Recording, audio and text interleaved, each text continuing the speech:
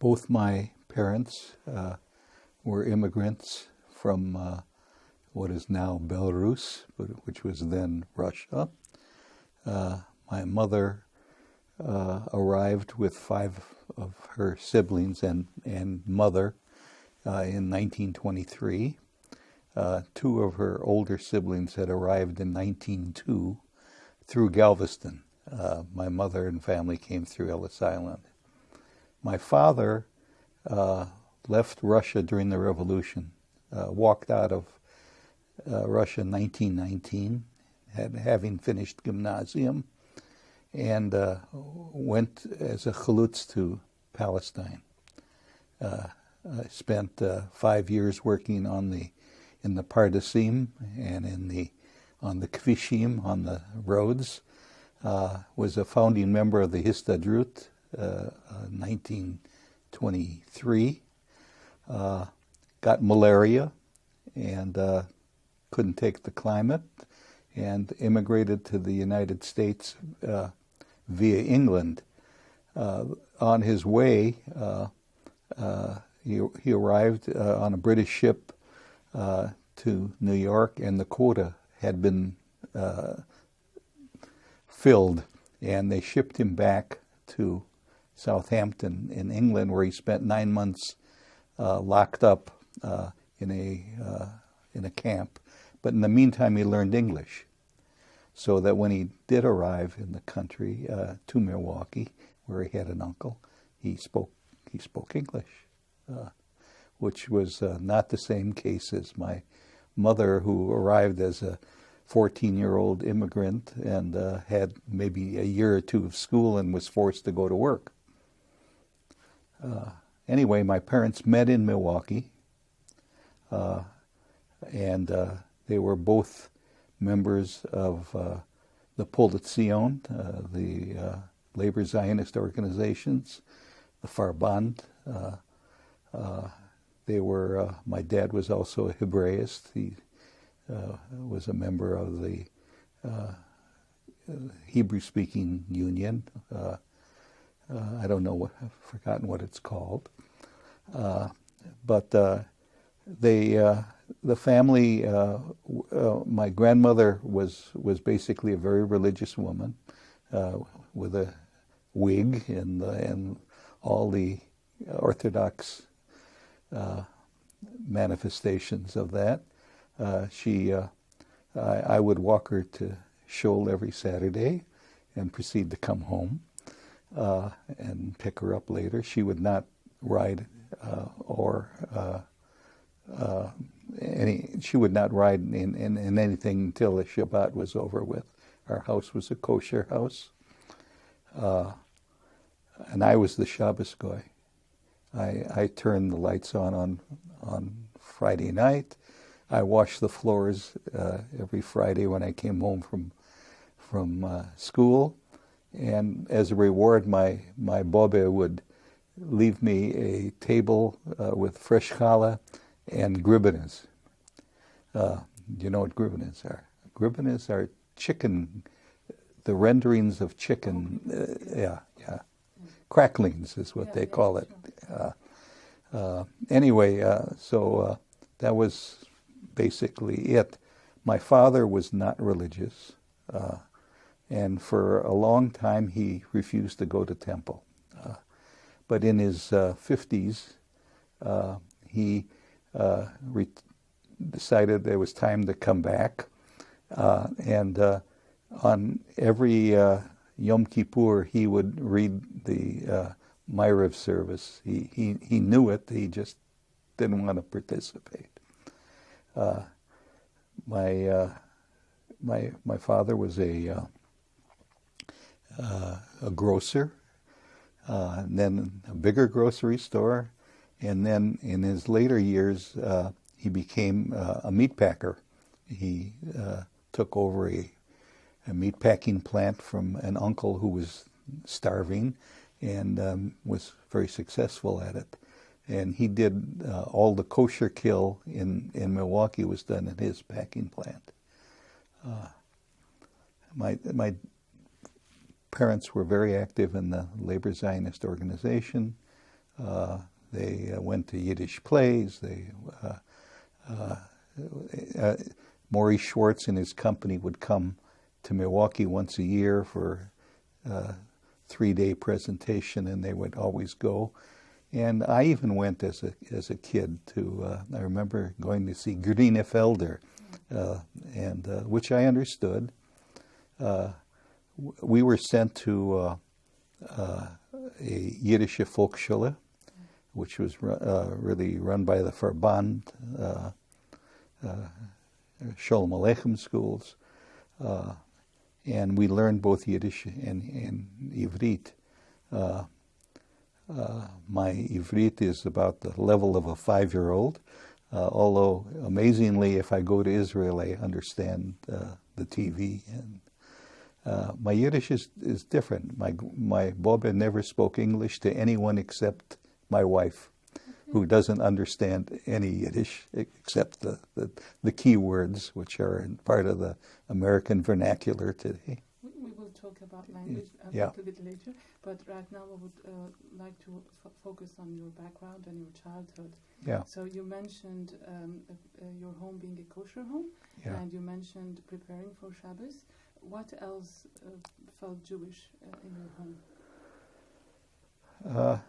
Every day, everyday life. I mean, we spoke Yiddish in the home. My parents would sort of mix English and Yiddish together, and we lived a Jewish life. We went to Yiddish school. In youth groups, I grew up in Habonim, which Labor Zionist Youth. We didn't have any Gentile friends. For the most part, it was basically a Jewish lifestyle. The only non-Jewish friends we had were my dad's black truck driver, who became sort of family, part of the family, taught me to drive, and many other things. And how were the relationships between Jews and non-Jews in Milwaukee? Fair. The Jews lived their lives. The Gentiles lived there. Our neighborhood was basically perhaps 50% Jewish, 50% Catholic, and the Catholics went to Catholic school. The Jews went to public school. And then I went to after school. I went to the folkshul after going through. After 3:00 in the afternoon, we would then go to Hebrew school. And so, like in your home, what did you do for Shabbos? And are there particular food associated with? Well, it would always be my bobe would always bake challah. We didn't have chont. For some strange reason, the family, my parents would have to work on Saturday, and when we were young, so we didn't have that type of Shabbat. In the meantime, we were with our friends on those days, and they were basically our Jewish friends. And you also mentioned attending an Orthodox shul. Yes. I had a bar mitzvah at an Orthodox shul, which was the shul of the Jewish Old People's Home in Milwaukee, which my bobe attended, and I had it there, and it was quite nice. And I gave my speech in Yiddish, which the old folks really loved. Worked on it, and remember your parasha? A little bit. The first several sentences. I don't remember the name of the parasha. Vadinoi lishmo chachma lishana. I don't. It comes back occasionally. I did another bar mitzvah at 39. In which I learned a new parasha, and it was, and I thought I was going to do another one at in the 70s, but somehow or other I let it go by. And what motivated you to do a second bar mitzvah? I decided it would be nice for the family. It'd be nice for my kids to see what I could still do. My children all had bar and bat mitzvahs, mitzvot. We belonged to a Reformed temple because my wife grew up in a Reformed Jewish background in Chicago. Back to your first bar mitzvah. Do you remember what your Yiddish speech was about? No, it's a long time ago. That's 70 years ago. Okay, so back to your childhood and background. Do you know how your parents chose your name? Yes, I was named after a grandfather. My father's grandfather, who was Golda Meir, and that's what I was named. And my bobe called me aliyah, and Alvin must have been a popular name at the time that they named me, because I have another cousin who was another Alvin. Terrible name. But aliyah, and in the family, the names were generally after someone who had died. My brother was named after my grandfather, who was Mordecai, and he's Martin, Mordecai, Moti as he is called today. And my sisters, my father had a sister who died fairly young, who was Libbe, and she became Luba.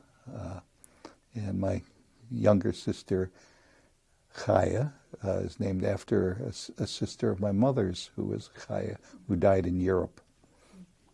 So as a family, what did you do together, like meals or cultural or religious observances? We did meals together. We did not go to shul together, except for the Yomim Noraim, the high holidays.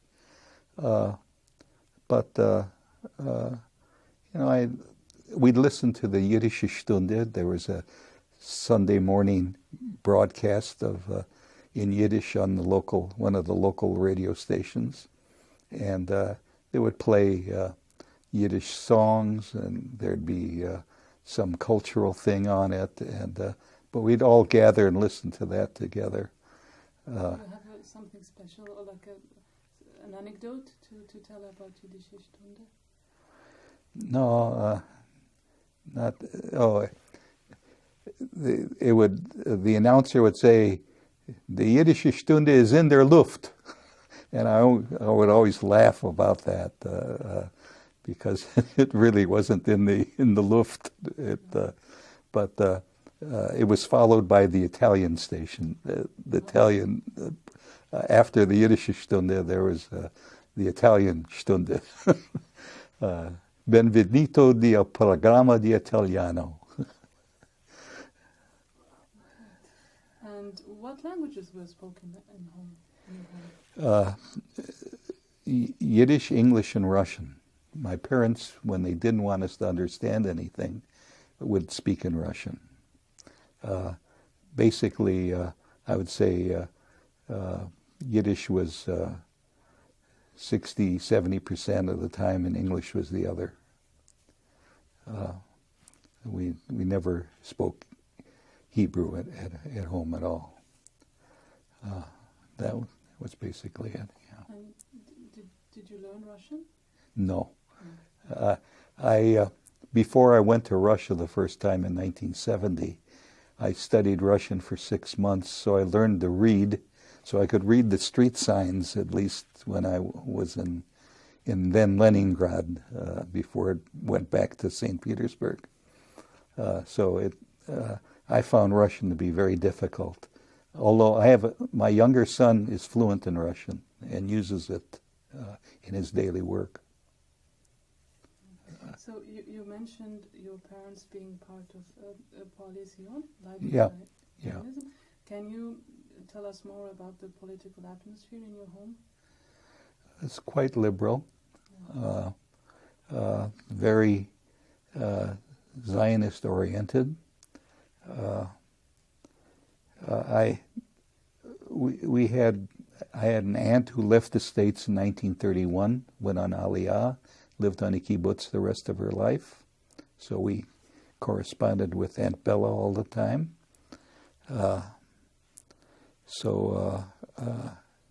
That was very much so. And then being in Habonim was also very much a Zionist background. I remember during 1948 when the United Nations wanted them to recognize the State of Israel.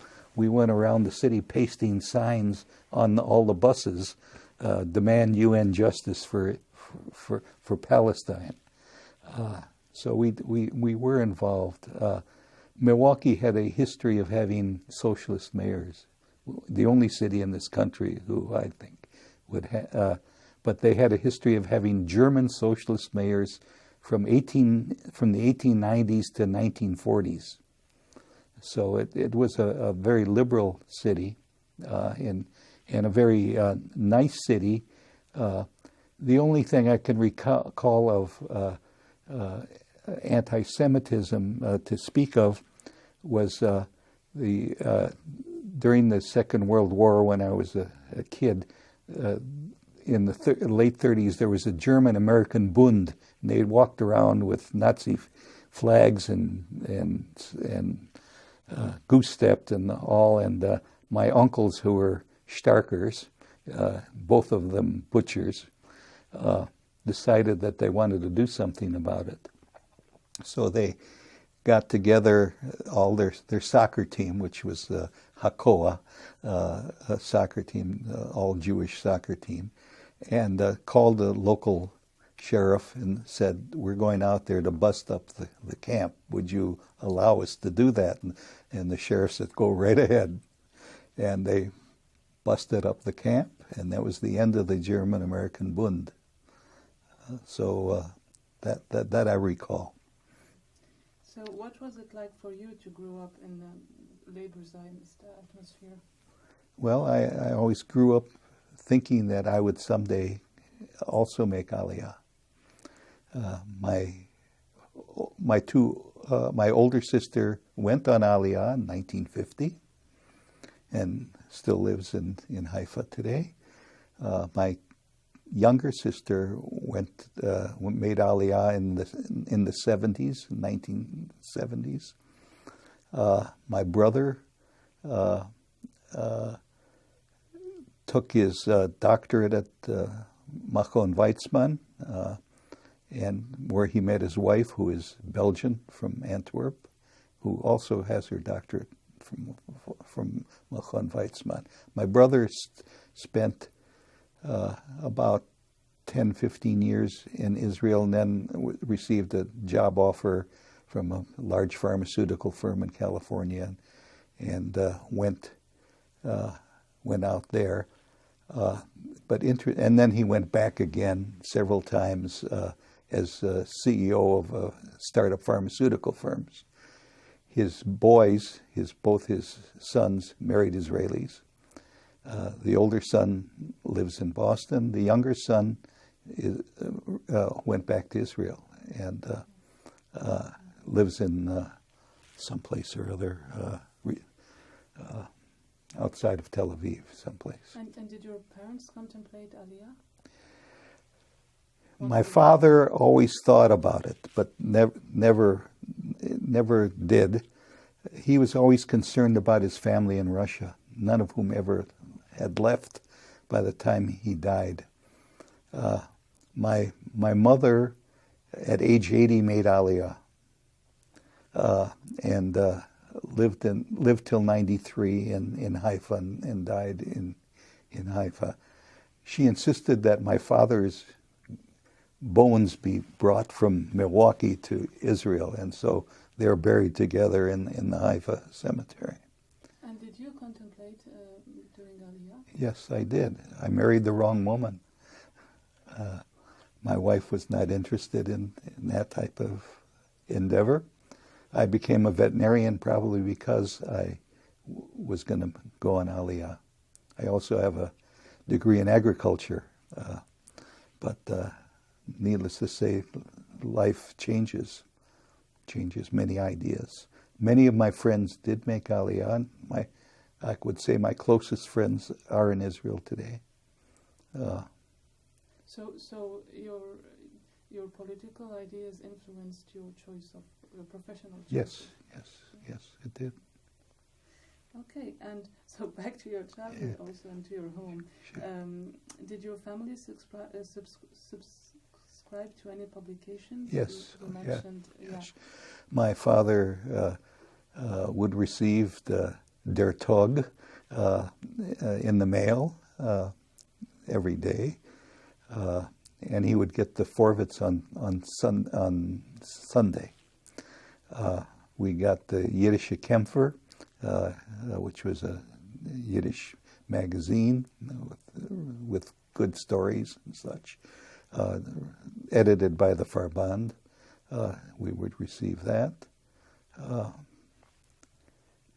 And then we received the English Jewish newspaper. There was the Wisconsin Jewish Chronicle, which was published in Milwaukee. Can you tell us about the differences between these different newspapers? Yeah. The Forvitz was really the newspaper of the workman's circle for the Bund. The Tag was sort of middle road. What wasn't too political was more conservative, pro-Zionist, but not horribly Zionistically, more cultural.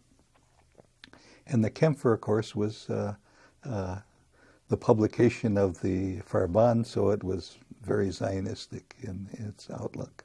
Okay. And how did it feel to read literature, to have different political influences?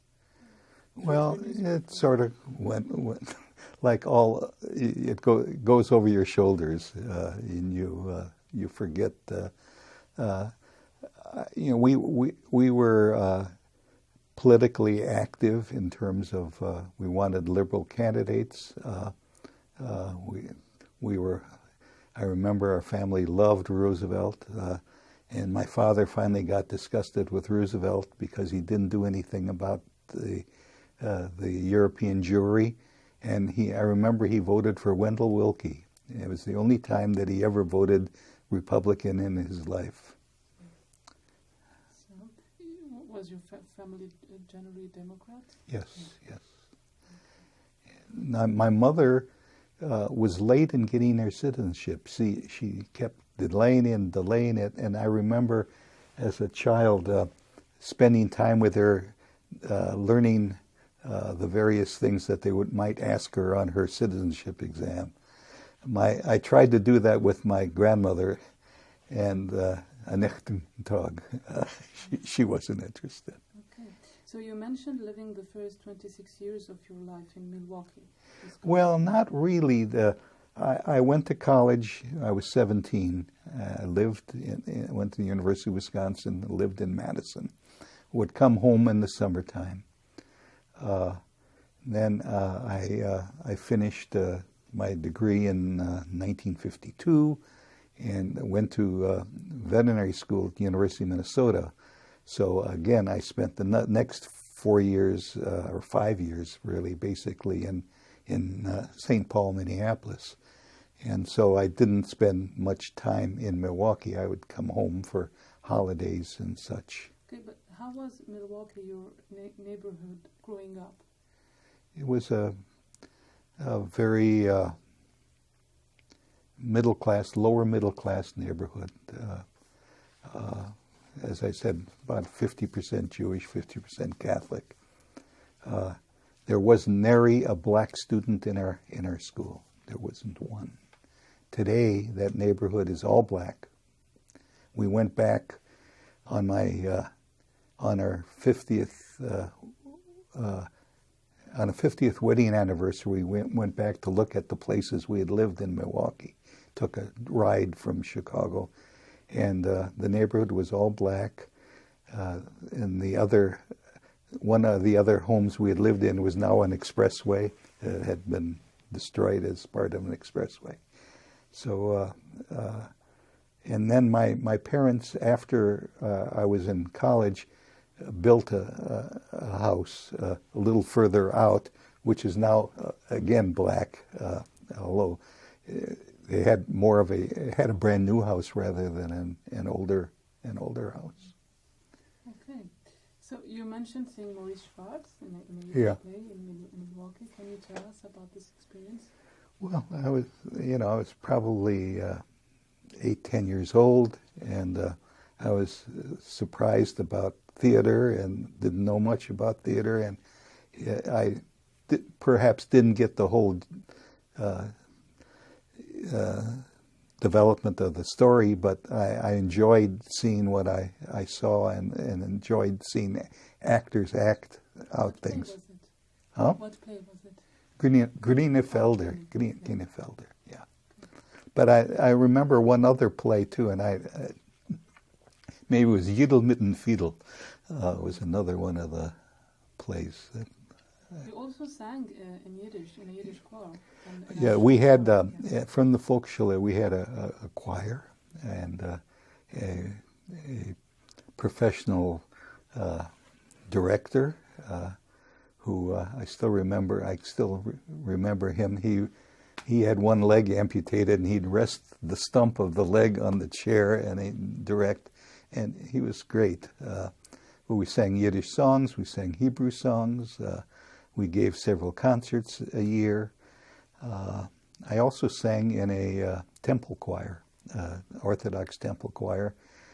One of my uncles sang in choirs almost till the day he died, and he would try to include me in this. And I still remember, it was before my bar mitzvah, we sang, and it was the high holidays, and the rabbi got down to supplicate himself before the Oren Kodesh, and I thought he had suffered a heart attack. And I was about to yell, "Get a doctor!" And my uncle grabbed me and said, "No."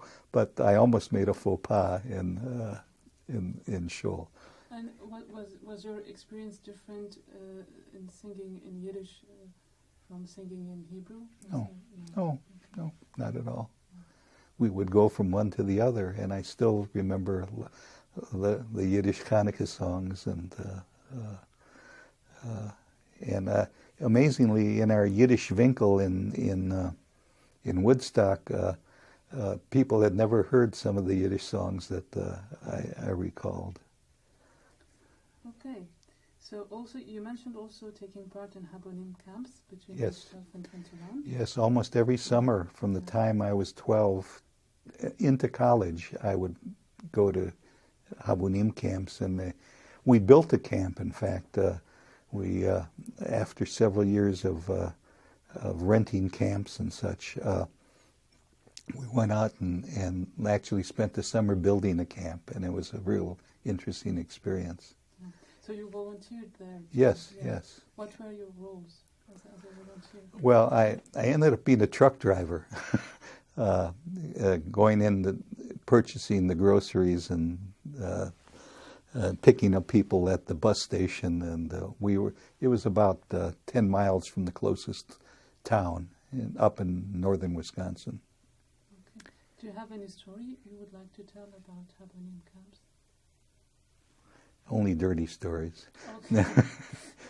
Okay. I still remember, I can tell when this was not, we were at camp one year, and it was parents visiting day, and we had a little lake on the property, and people would just jump in, and a friend of mine who his parents were visiting decided that she wanted to jump in, so she took her shirt off, was in her bra, and jumped in, and just then her parents showed up. And of course, big tumult. But we laughed about it, and she now lives in Israel, and quite a nice woman. So far we've been talking about the early part of your life. Yes. Can you give me a snapshot about your life today? All right, today we've lived in Red Hook, New York, the last 7 years, and the reason we came was because I couldn't take the altitude in Santa Fe, which was at 7,800 feet. And the reason we came to Red Hook is that one son, my youngest son, teaches at Bard College and is also an administrator and one of the vice presidents of Bard College. And he has 2 children, grandchildren. My older son is a physician in Manhattan, but has a weekend place out 20 minutes from where we live. And so he has 3 little ones. We see the kids, and we see him almost every weekend. My youngest daughter, has a home in Germantown, which is 15 minutes from where we live, and works in Manhattan, leaves every Sunday night, comes back on Thursday to her home. And right now we are taking care of her dogs. So she is in India for her work. But yeah.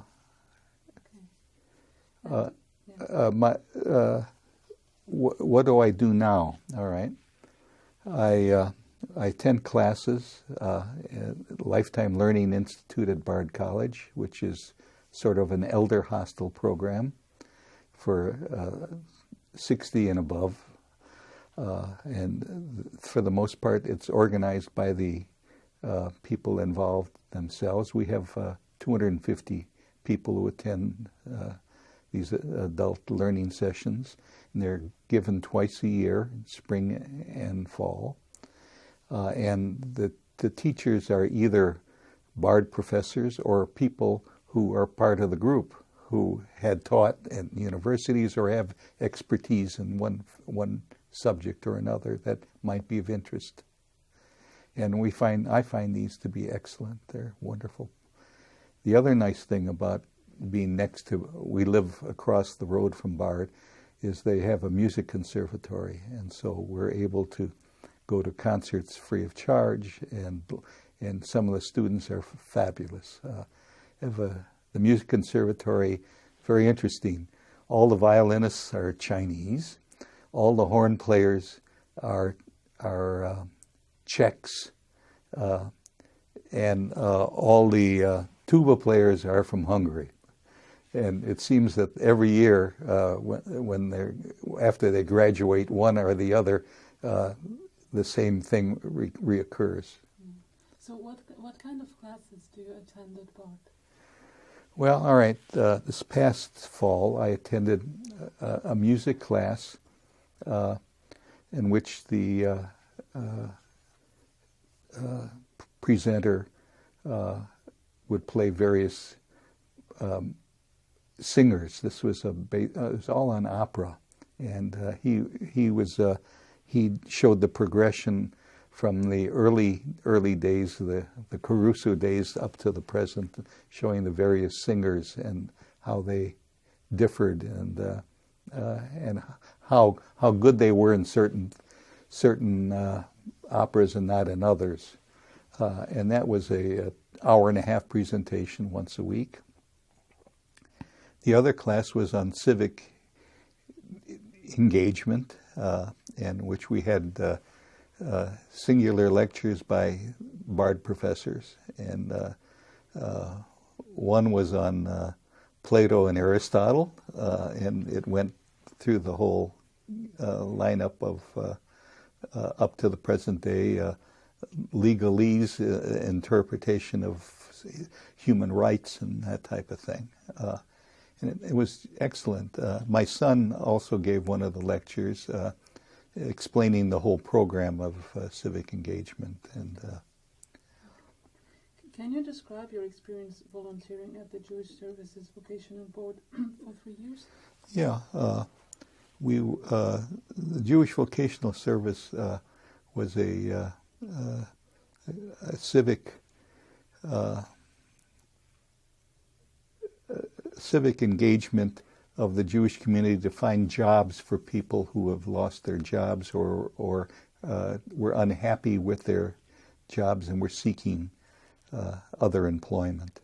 And the board really basically helped raise money and played some role in selection of people who were administrating the board. I can remember as a kid not knowing what I wanted to study, and I went to the Jewish Vocational Service in Milwaukee and went through a series of tests and discovered what I was more interested in that. So it progressed from that. That was a good experience. And then I also spent some time on the Anti-Defamation League board, and that was basically most of the boards are money raisers. But it was also interesting that we got a picture of what was going on in the Jewish community from these various boards.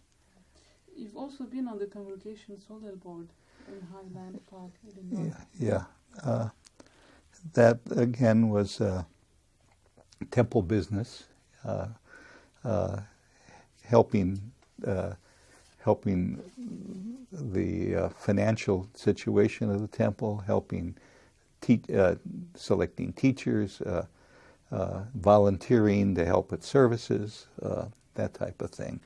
And I'm doing the same thing right now at the Woodstock Jewish Congregation, where we're in the process right now of selecting a new rabbi.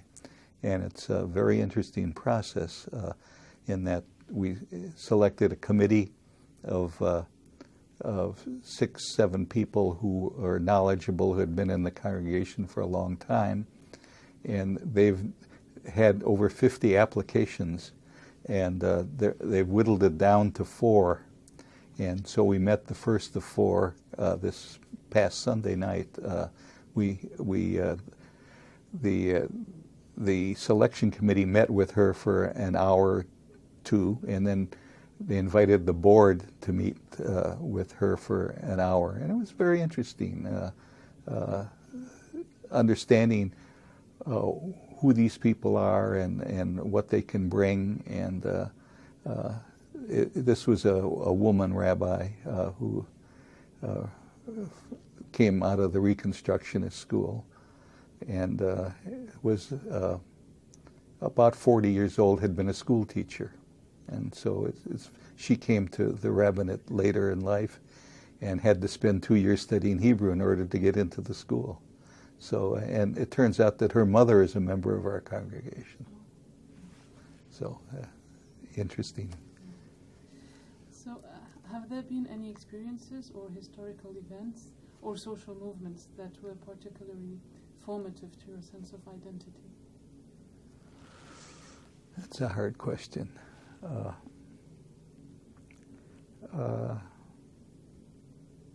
Well, I've always thought of myself as a liberal. I've always thought of myself as one who accepted everybody, but it took a while to accept everybody. I was always afraid of accepting gays, and I've discovered that our Woodstock congregation is full of gays, and they're absolutely great. There's nothing that bothers me about that anymore.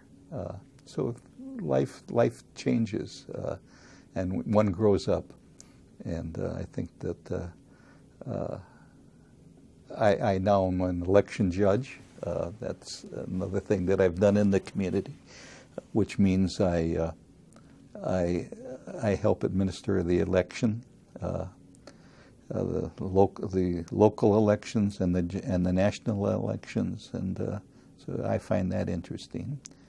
And I find that the area I work in is connected with the Bard College students, And seeing them come out to vote for the first time is really a pleasure. And it's amazing how liberal most of the Bard students are. So about World War II, you mentioned the German-American Bundt. Yeah. Do you have other memories associated with World Well, War II? yes, I remember being enamored of finding out each day where the war had gone. I would take maps and spend time, and I would spend time with my father, and he explained where in Russia the Germans were and where the Russians were pushing back. And so I knew the names of all the generals, and it was part of the family thing. I also had to count stamps. My dad was in the grocery business, and there was rationing, and so people paid for had so many stamps to pay for their groceries, and we had to put them in books. And before my father could get more groceries from the commission houses, he had to present them with the books. So it was a Sunday afternoon job of sitting on the floor and pasting stamps in the book. I didn't realize it, but during the war, my father was very concerned about his family, and it was only after the war that we discovered what had happened. He lost an uncle of mine who was killed at Stalingrad, was a major in the Russian army. And an aunt was killed by the Germans early in the war. And the rest of the family had all been evacuated to Uzbekistan, where my uncles were involved with the railroad industry, and they set up the factories east of the Urals. And we tried to send packages, and we did, and then we got a letter back saying, please don't. It cast aspersions on the family. And my father always wanted to do something for his family. And when he died in 1968, and he suggested that I go with my mother to Russia to see if I could conjure up some interest in leaving. And so I went in 1970 with my mother to Leningrad and met an aunt and an uncle. The uncle was scared to death to see us on the street. He met us in the apartment with the radio turned up. But I communicated with him in Yiddish by writing letters. We would communicate 3, 4, 5 times a year. He could not write Yiddish, but he could understand Yiddish. So he would have a woman who was retired, who was on pension, didn't matter to her. She would write magnificent Yiddish letters, which I could read.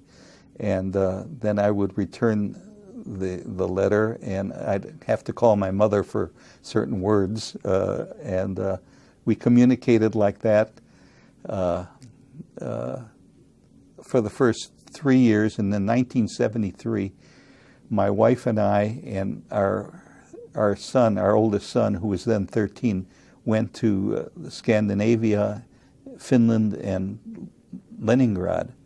And my uncle, at that time, things had loosened up, and he went every place with us. And we continued this conversation, and he began to realize that what our life was like. And he understood that he would like out, but he was still working, and he was afraid that the younger uncles, he was the director of a technical institute. Not the official director, but the guy that ran the place. He had to have a Russian ahead of him. He said Jews could not be the head of anything. And we corresponded, and in 1985, we were sitting at a Seder at our house, and we received a call from Siberia, from Tyumen in Siberia, from a 12-year-old speaking with a very English accent, and I finally figured out this must be a relative, asking us if we would sponsor them. And this was a first cousin and his son and his wife. And approximately a year later, they arrived. And we today, the young man is a vice president of a large firm in New York City, actually an Israeli firm. So it's very interesting. And the father, later on, his father and his sister and their whole family and the rest of my Russian family all immigrated to Israel. So I still have an uncle whom my father had never met. He was born after my father left. And Uncle Aliyah is 95 today, and sharp as they come. And when I do go to Israel, we speak in Yiddish. He mixes his Yiddish with Russian, and I mix it with English. But between the two of us, we understand each other. You mentioned being very active for the partition plan, for the vote for the partition plan in 1947. Yeah. Do you have other memories associated with the vote? Listening on the TV and on the radio to what was going on, our ears were glued to the radio and the TV. Is it the famous listening to the enumerating the votes? Yes, yeah, that. Which country had voted right, yeah. right. We sat right next to the radio, and that was before the TVs, so it was next to the radio. And we listened. The whole family listened. What was your experience of that? Well, it was a glorious day when the vote came through.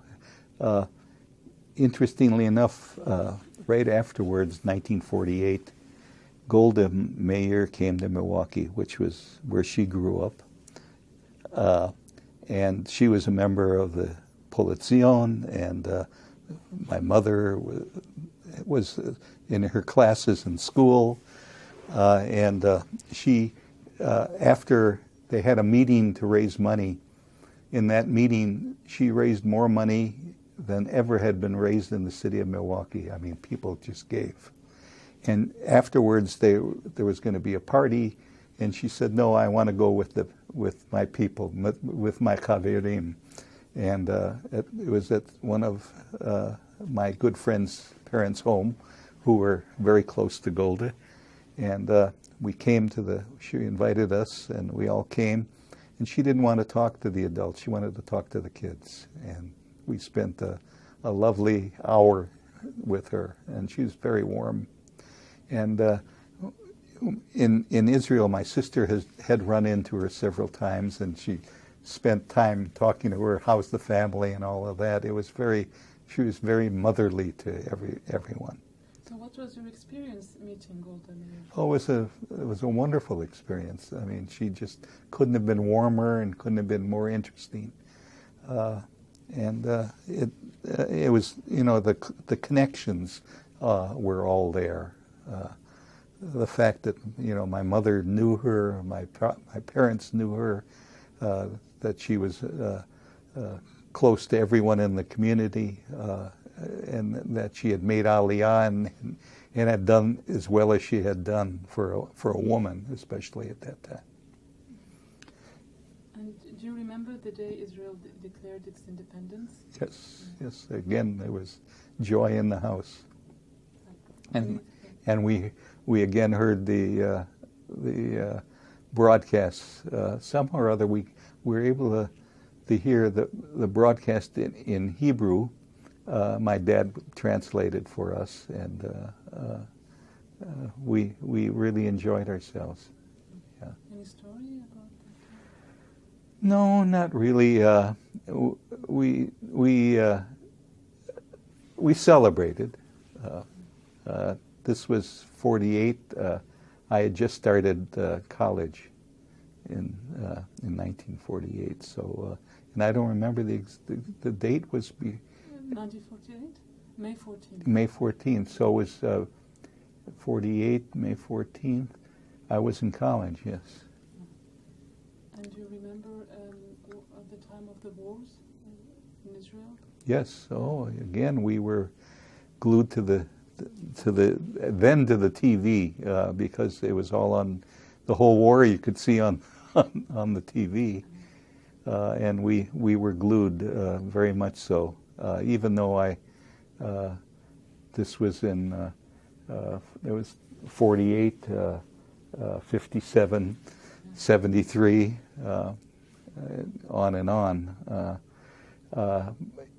My brother-in-law, my older sister's husband, had been in the American Navy during the Second World War, and he ran a ship through the British blockade in 1948 and arrived without papers and got shot in 48, wounded in 48, again got wounded in 57, and his son got wounded in 73. I mean, luckily, nothing was serious, but great stories.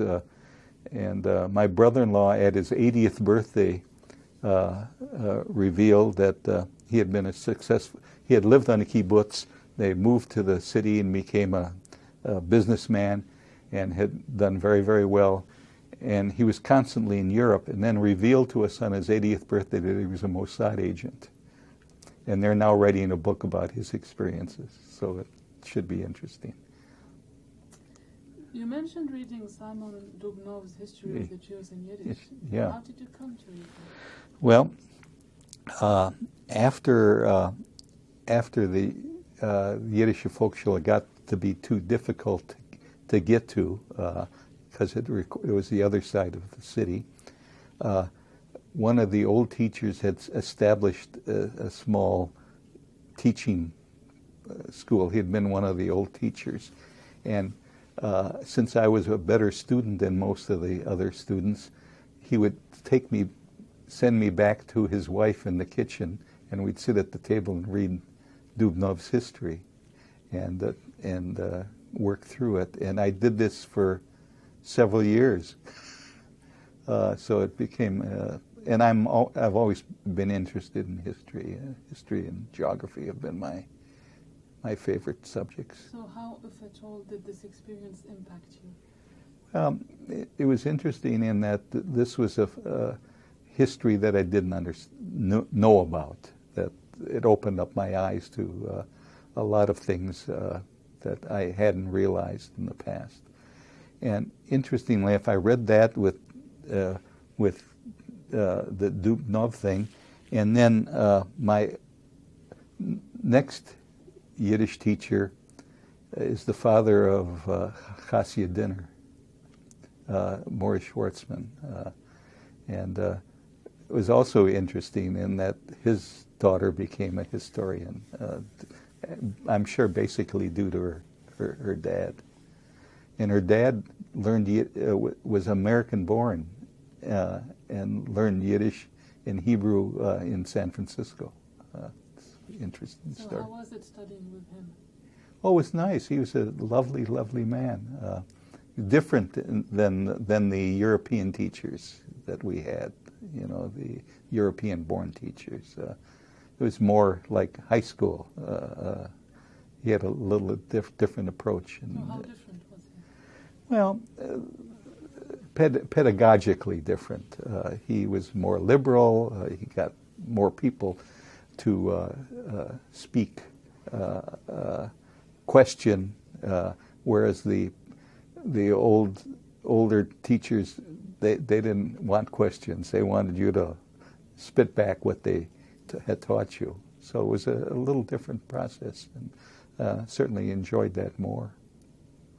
You also occasionally attended lectures in Yiddish. Yeah. Can you tell us more about that? Well, there'd be Yiddish writers would come by in Milwaukee, would come by more or less from Chicago, on a Chicago trip. Milwaukee's about an hour and a half from Chicago, 2 hours.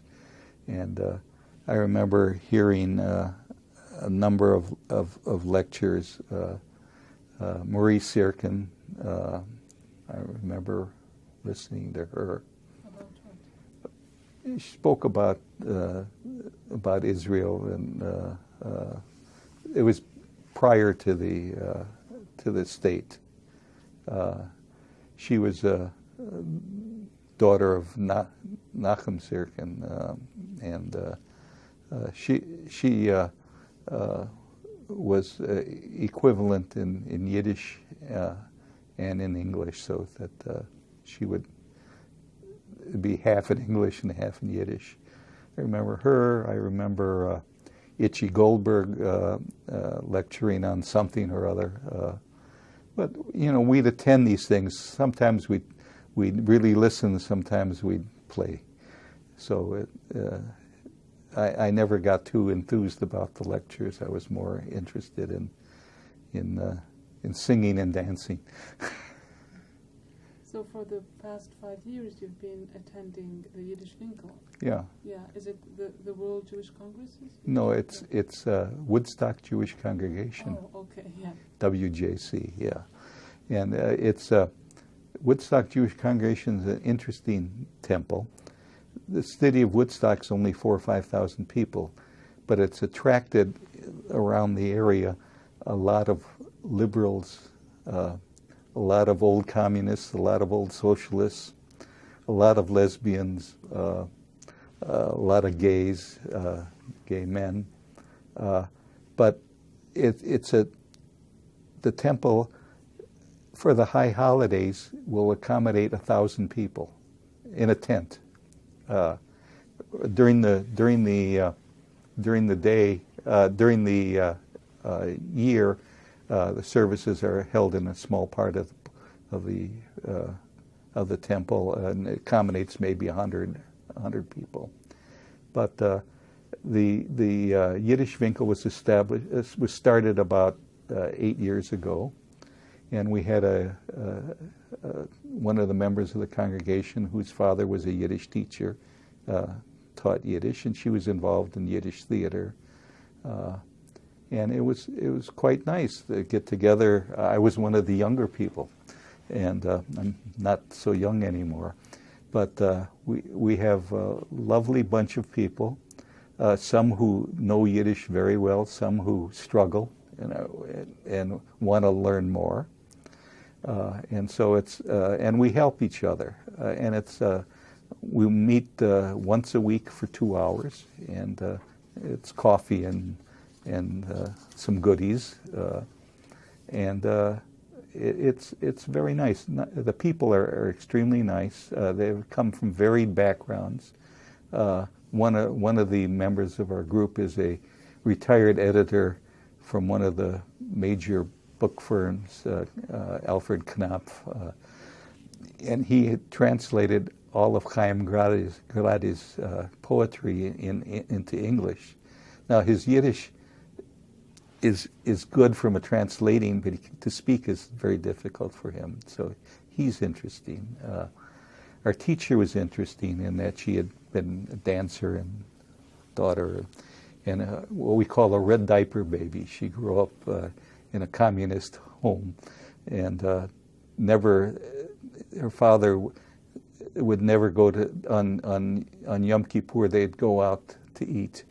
That was the feeling. But she had turned around, and she has since died about 2 months ago. And we have a lovely woman in our group who's 99, who is the wife of a rabbi, born in Jerusalem, came to the States when she was in her early young, was a dancer, danced all over Europe, danced in the Ziegfeld Follies. Her Yiddish, she went to Farband camps as a child, and and grew up in a Yiddish-speaking home. Her Yiddish is perfect, her Hebrew is perfect, her Russian is perfect, her French is perfect, and she's a lovely woman. But she keeps saying, well, we have to find another teacher. She's not going to live too much longer. and we keep saying bis 120.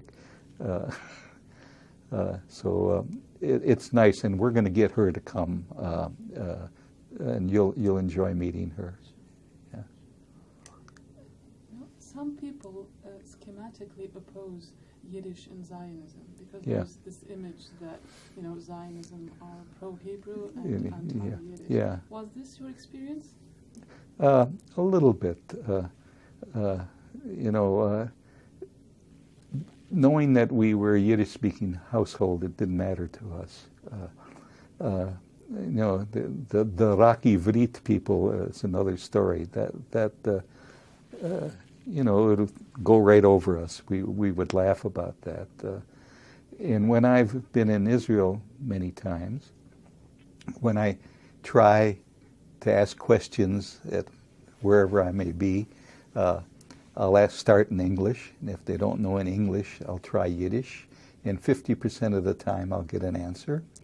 And then if they don't know Yiddish, then I try my pidgin Hebrew, and somehow or other we communicate. So, interestingly enough, there's a lot of Yiddish spoken in Israel, despite the fact that they promote the Hebrew language. And I think that there's a Yiddish theater in Tel Aviv. So there are people who are continuing the study of Yiddish and the glories of the Yiddish language. You mentioned knowing several languages in addition to English, so Hebrew, German, and Yiddish. Yeah. And what are the functions of these languages in your life? In my life, Yiddish has almost, for my 40 years in Chicago, I never used Yiddish for anything. Just to talk to my mother on the telephone occasionally, or to write a Yiddish letter to my uncle. I had no access to Yiddish speaking whatsoever. And now that I have an opportunity to speak Yiddish, it's sort of a nostalgic type thing for me, and it makes my memory come back, which is good. Too often we lose our memories as we get older. This sort of enhances it. So it's interesting.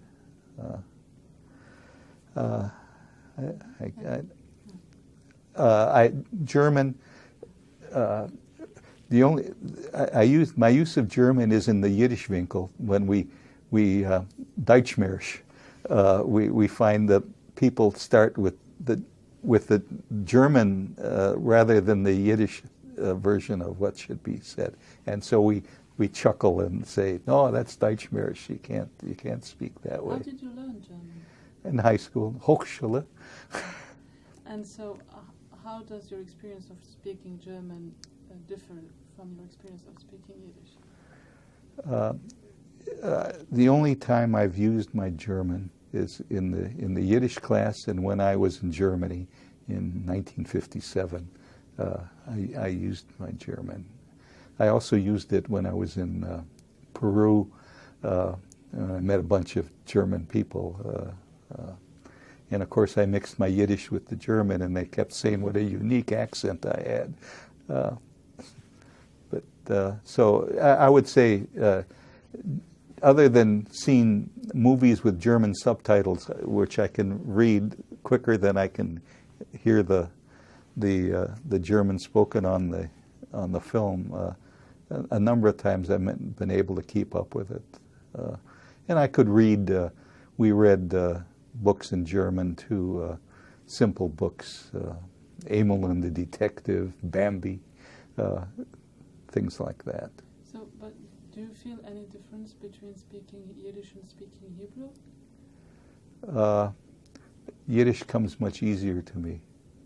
The Hebrew is more difficult. I know digduk, I know grammar in Hebrew, but to put it all together is another story. And I think the reason is I've never spoken Hebrew. In all essence, I mean. I didn't. Our Hebrew in college that I took was academic. Translation, learning grammar, that type of thing. So, if I would spend several months in Israel, I'm sure that I would be speaking Hebrew. What has been most important for you to transmit to the generation after you about Jewish identity? Well, I've told my children how I feel about things. And interestingly enough, my two sons joined the temple. My one son is married to a Gentile woman who's very accepting of his Jewish background. In fact, her children go to Hebrew school, and she kept saying, can she convert? And the question she always asks is, but I don't believe in God. And we say, why? Why should you convert if you don't believe in God? So anyway, she's very much part of the Hanukkah celebration. My older son married a woman who's from an old rabbinic family, although her father is very much a psychiatrist, and most psychiatrists are sort of off the wall in terms of their wants. But her uncle is an Orthodox rabbi. Her grandfather was an Orthodox rabbi. Her mother is Dutch, from a Ukrainian Jewish mother and a Dutch father.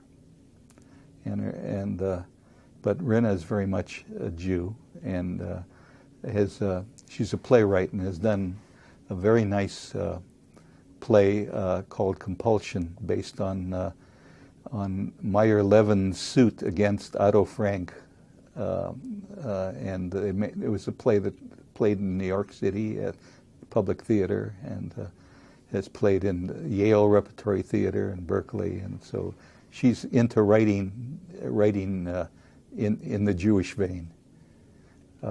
My other daughter is here with us, and is very active in. She was one of the founders of Brit Tzedek V'Shalom.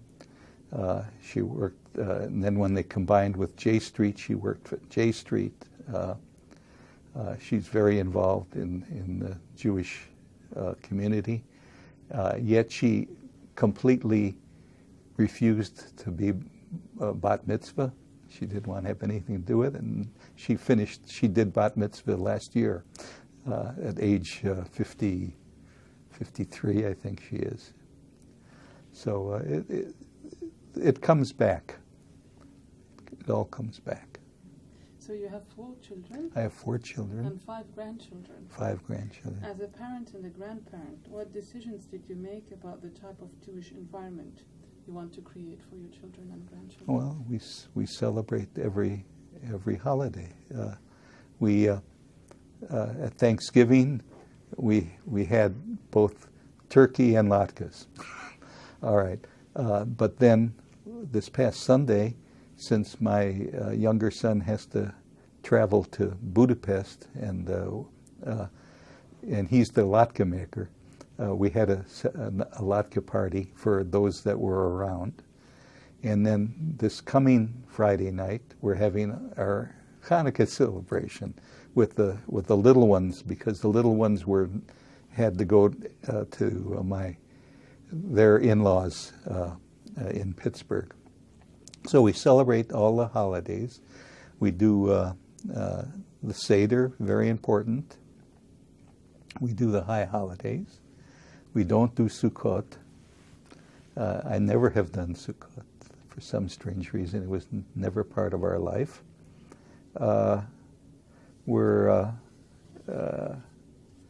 We know we're Jews. We're proud of our Judaism, and we hope to continue the feeling of Judaism. My youngest, my younger son's daughter, who's 11, would always say, "I don't want to be a Jew. I want to be a Christian," like her mother. And so she saw pictures of the weddings that we had, and holding the bride and the groom up on chairs, and she said, "What's that?" And I said, "Well, that's a Jewish wedding."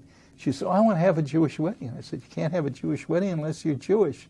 She says, "I'll be Jewish." So it's sort of interesting. And their 13-year-old son was going to have a bar mitzvah last year, and got a terrible concussion, and it's been a whole year that he's slowly come back, and probably will have a bar mitzvah when he's 15.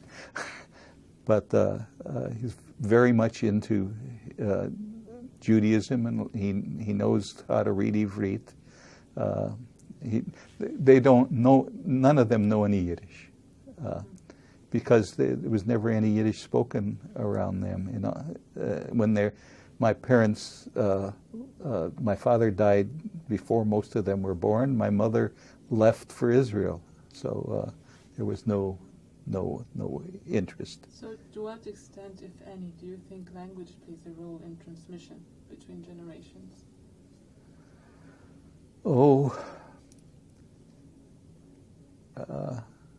I think it played a role in my wanting to learn Yiddish. I don't think it would play a role in the next generation. I think that's what most of American Jewry is involved with. They've lost, if they didn't keep up with their parents' generation in Yiddish, they won't know any Yiddish at all. You mentioned wanting to learn Yiddish, but didn't you learn it at home? I learned it at home, but then we studied Yiddish. There is some grammar in Yiddish, not a whole lot, but we learned that. We learned songs. We learned proper way of addressing things. Oh, where? Proper way of at the Yiddish folkshul? At the Yiddish folkshul, okay. Sure.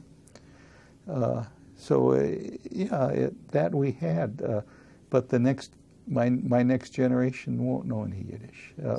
They don't. So how do you think the identity of these younger generations is different from yours? The identity of being Jewish? Well, they grew up in the States without any sense of the European background. I grew up with a sense of the European background. So they're Americans from the day, truly Americans.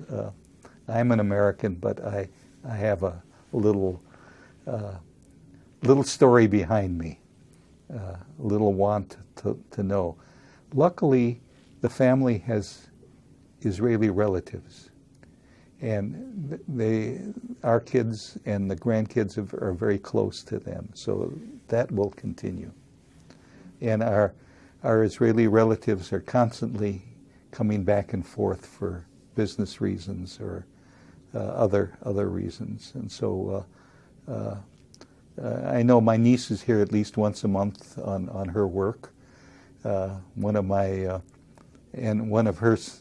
of her children works for Procter & Gamble in Singapore, and he's constantly in Cincinnati, Ohio. So he always stops in New York to see the relatives. So we've maintained this, and we've maintained a relationship with my father's Russian family that's immigrated to Israel. My older sister is the linchpin of what keeps up the relationship. She knows everything about everyone. So how has your relationship to Yiddish evolved over your lifetime? Well, as a kid, I spoke Yiddish with my bobe. And then I learned Yiddish in the folkshul. I sang Yiddish songs. Then I had a fallow period of maybe 40 years of no Yiddish at all. And suddenly I've been reawakened to Yiddish. So different parts of my life. So how does your connection to Yiddish, Yiddishkeit, and European Jewish heritage fit into your broader sense of Jewish identity? Well, very much so. It's part of my existence, part of my everyday existence. I'm called Super Jew in the family. They all chuckle about that because I know everyone who's Jewish and everything that's happening in the world. I read Haaretz every day on the internet, and Haaretz has a Yiddish thing on it now. Oh. I just noticed, and I haven't hit on it yet, but I will. So that should be interesting too. Despite the recent resurgence of interest in Yiddish, some people still say Yiddish is dead or dying. What do you think? I think it'll always have some spark. I think that people are always interested in resurrecting languages and keeping in touch with languages. I think institutions like the National Yiddish Book Center will certainly play a role in that. And hopefully we'll keep the spark going. Do you think there is a Yiddish revival? Somewhat, yes. I wish it were bigger, but yes, I think there's the fact that young folks are learning Yiddish is that's where it all belongs and is. You have to start with the young to keep it up. What do you see as the future of Yiddish?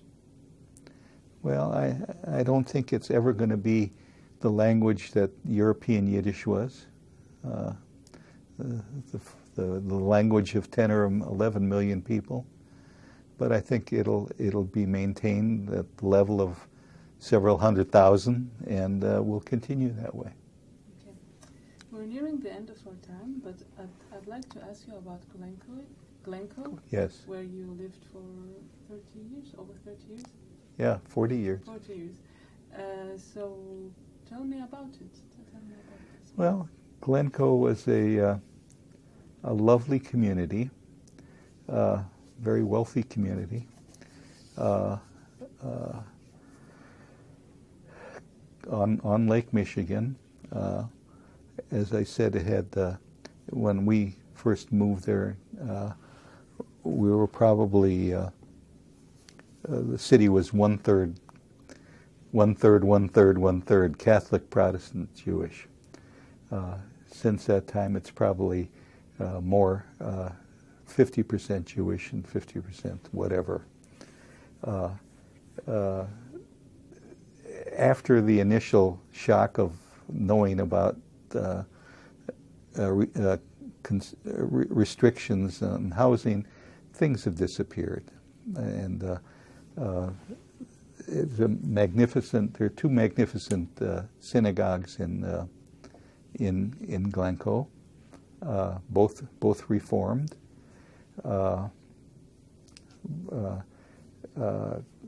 It had one of the few delis, Jewish-type delis around. It still has, I believe, has one. The schools were excellent. My kids went through the Glencoe schools and then went to the local high school, which is New Trier High School, which had a faculty that was outstanding. So when my kids went to Eastern schools, a couple of them went to Eastern schools, they were ahead of the kids who went to all these fancy private schools. Their education was as good or better.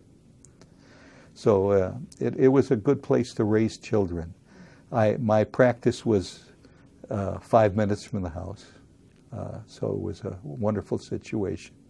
I was able to come home and feed the kids at lunch when my wife went back to college and got her master's degree. Can you tell us more about how you discovered about the restrictions and when they? We found that through the real estate agents. Yeah, so it's restrictions on Jews. On Jews, yes. And that's gone. When did it go? let's see, maybe 5-6 years after we moved there. So that would be, probably we moved there in 1963. So probably by 1970 it was gone. Back to Yiddish. What's your favorite Yiddish word, phrase, or song?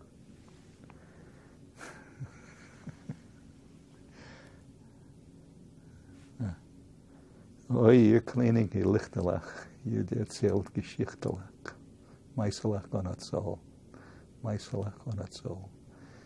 Ihr erzählt von Blutigkeit, Bergerschaft und Mutigkeit, Wunder von amol, Wunder von amol. Wenn ich seh ach schminklendig, kommt ach Cholem Winklendig, red an alter Träum, red an alter Träum. Jid du hast geschickt amol, Jid du hast gesickt amol, ach wie tief das rührt. So what is the song about? What's the song about? It's a Hanukkah song, and tells the story of the Maccabeans. Tells the Geschichte von Hanukkah. And what do you like about it? I like it since nobody else sings it. I think it tells a nice story, and I think it's sort of a cute song, and I can remember that. But a lot of Yiddish songs I can remember, and they come to me sometimes when I'm sleeping.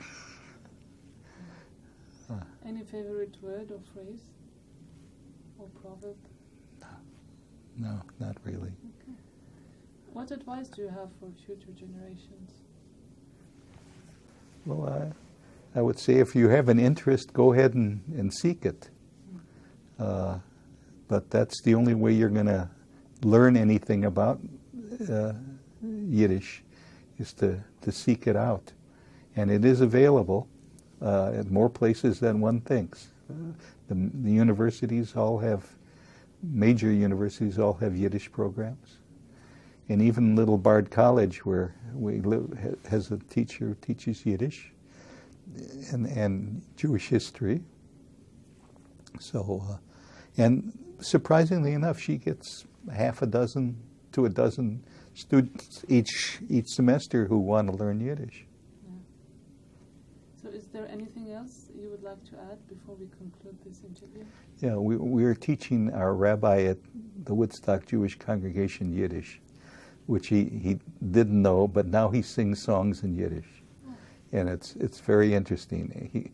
His accent is horrible, but he tries, and he gets a kick out of it. But that's a story of someone raised in the States whose parents were also raised in the States and never was exposed to Yiddish. His Ivrit is perfect, but he never knew any Yiddish. And he stops at the yidish-vinkl almost every week for about 10 minutes, and we sing songs with him. Anything else you would like to add? Oh, I think that's been fun, interesting, and I thank you for your hospitality and your questioning, and it's been a pleasure. I want to thank you personally for sharing your stories and reflections with me.